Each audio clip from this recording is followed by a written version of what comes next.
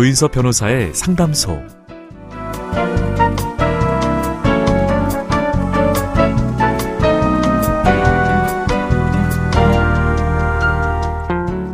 어서 오세요. 기다리고 있었습니다. 무슨 일이 있으신가요? 편하게 말씀하세요. 제가 들어드리겠습니다. 속 시원하고 정확한 자문으로 법률 문제를 풀어드리는 조인섭 변호사의 상담소, 지금 바로 문을 열겠습니다. 저는 조인섭입니다.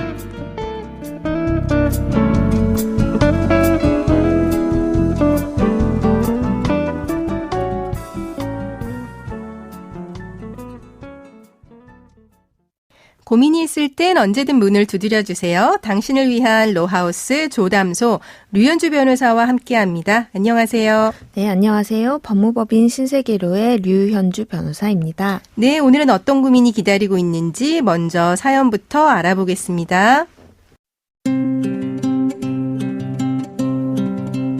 저와 남편은 결혼 20년 차 부부입니다. 5년 전 아이들이 유학 생활을 시작하면서 저는 아이들과 미국에, 남편은 한국에서 직장 생활을 하며 따로 살게 됐죠. 비록 함께 살진 않았지만 우리 가족은 매년 방학 때마다 만났고 틈틈이 영상통화도 했는데요. 언젠가부터 남편이 근무 시간도 아닌데 연락을 잘 안 받더라고요. 심지어 경제적으로 힘들어졌다면서 미국으로 보내는 생활비를 줄이겠다고 했습니다. 왠지 이상하다는 생각이 들었습니다. 제가 알기로 남편의 소득 수준이라면 미국으로 보내는 돈이 부담될 정도는 아니었고 집 담보 대출도 없었기 때문에 따로 큰 돈 들 일도 없었거든요. 그러던 중 작년 겨울에 아이들의 방학을 맞아서 귀국했습니다. 남편은 오랜만에 저와 아이들을 만났는데 반가워하는 기색이 없더라고요. 그런 남편이 낯설게 느껴졌지만 별다른 의심을 하지는 않았는데요.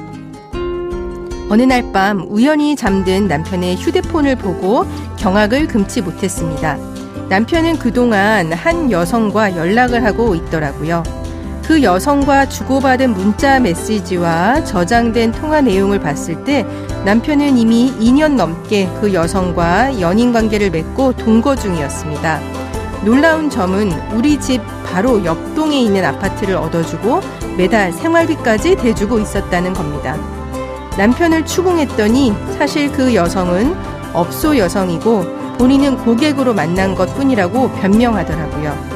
저는 그 여성에게 아무런 책임도 물을 수 없는 걸까요? 아직 아이들이 미국에서 학업을 이어가야 하고 저는 경제력이 없어서 이혼을 할 수 없습니다.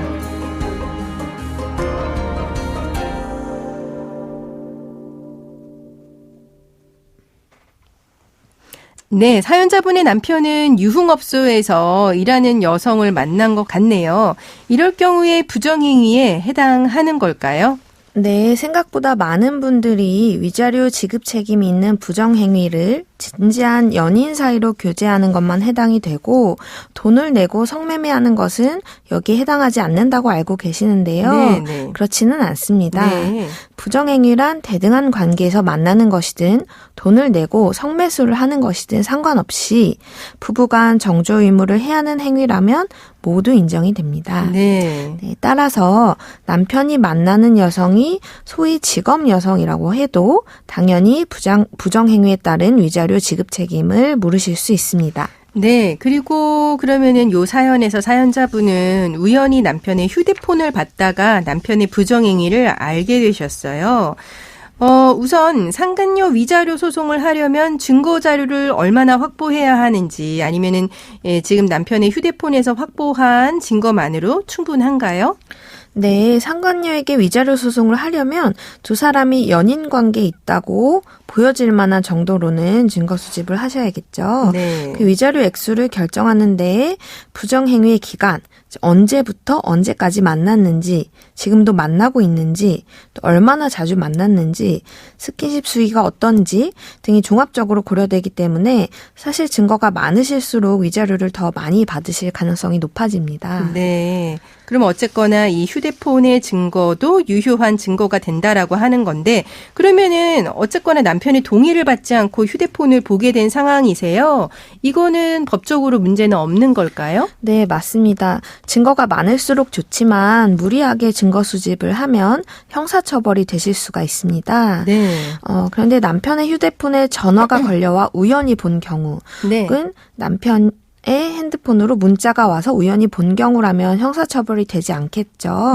하지만 남편이 나에게 알려주지 않은 비밀번호를 몰래 알아내서 잠금 장치를 해제해서 이제 수집한 경우라면 네. 형사처벌이 되실 수가 있습니다. 네. 그렇기 때문에 확보하신 증거 중에 어떤 증거를 소송에 어떻게 사용하실지를 법률 전문가와 상담을 하시는 게 좋겠습니다. 네, 정보통신망 이용 촉진 및 정보보호 등에 관한 법률, 이런 법률에 저촉이 될 수 있는 거겠죠. 네. 그러면 사연자분은 상간녀에게 위자료 청구를 하실 것 같습니다. 지금 이분은 이혼은 안 하고 상간녀에 대한 소송만 원하시는 것 같거든요. 그렇게 한다고 했을 때 이 상간녀의 직업적 특성, 이제 유흥업소에서 일한다라고 하는 부분이 위자료 액수 산정에 어떤 영향을 미칠 수 있을까요? 네. 제가 상간녀 소송을 하다 보면 피고 측에서 간혹 이런 주장을 하는 경우를 보게 됩니다. 네. 네, 업소에 소속되어 일을 하는 여성은 고객의 환심을 사서 성을 파는 것이 직업이기 때문에 이러한 직업적 특성을 고려해서 위자료를 대폭 감액해야 한다는 주장입니다. 네. 네, 즉 고객에게 애정 표현을 하는 것, 스킨십을 하는 것이 모두 진심이 아니고 단지 고객 응대 차원이고 또 고객의 혼인관계를 파탄시킬 의도나 배우자의 권리를 해할 의도가 전혀 없었다고 하면서 네. 위자료 지급 책임이 없다고 얘기를 하거든요. 네, 재미있는 주장입니다. 네. 하지만 그 배우자 입장에서 볼 때는 네.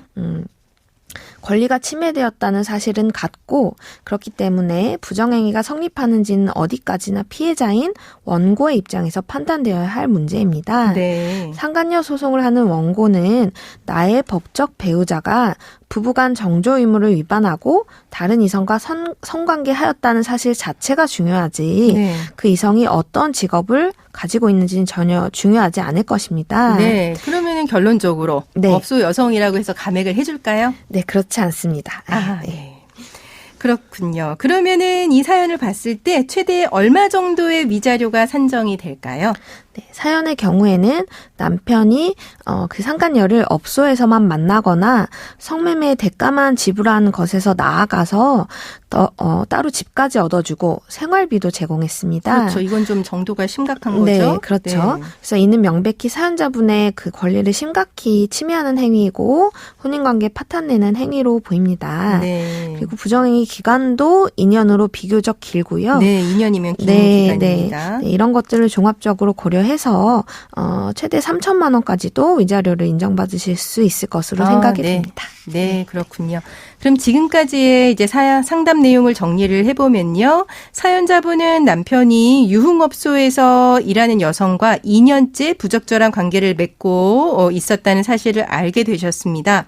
남편이 돈을 내고 성매수를 하고 있더라도 이것 역시 부정행위에 해당하기 때문에 남편과 만나는 그 여성에게 위자료 책임을 물을 수 있다라고 이야기를 해주셨고요. 그리고 위자료 액수는 부정행위 기간과 그 양상에 따라서 정해지는데 지금 사연자분의 사연 같은 경우는 기간이 비교적 길고 양상도 따로 살림을 차린 것이어서 상당한 액수의 위자료가 인정될 것 같다라고 이야기를 해주셨습니다.